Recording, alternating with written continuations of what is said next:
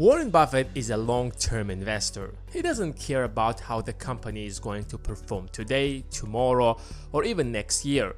His primary concern is where the company will be 10 years from now or 15 years from now. But how do you know how a certain company is going to perform in 10 years? It's almost impossible. That's why Buffett almost always invests in companies with simple business models. This is the product, these are the customers, and this is why they're going to buy this product. You don't have to be genius to understand their business models. It's so simple that even a little kid would understand that model. That's what Buffett loves, because the simpler the business model, the easier it gets to predict the future of that company and if their products are going to stay relevant 10 years from now, for example. The second trait that Warren Buffett looks for is, will the customer buy the product again? If you have the kind of a product that would sell once and the client wouldn't need it anymore, then your market is limited.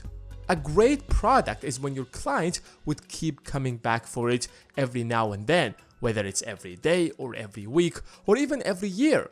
Like bread, for example. If you're selling bread, you would expect the exact same customers to come back tomorrow or next week over and over. And 10 years from now, people would still buy bread. You might sell it in a different way or in a different form. You might improve its quality, make it tastier, package it fancier, but it's still the exact same product.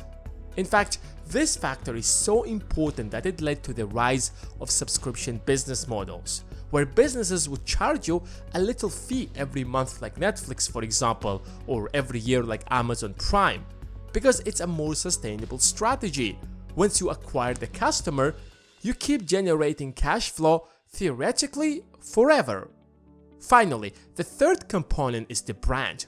People have the tendency to buy from the companies that they feel connected to and familiar with. Whose sneakers would you buy? The first ones are from a brand that you have never heard of, and the second ones are good old Nikes. Even if they are cheaper and look fancier, you probably would hesitate to buy them because you simply haven't heard about that brand before. On the other side, you easily recognize Nike. It's a well-established brand and is known for making great sneakers. You might already be wearing a pair of Nike shoes. So which one would you choose? And that's why Buffett pays such a critical attention to how powerful is the brand name before throwing his billions into that company. He understands how much of an influence it is going to have on the consumer's decision.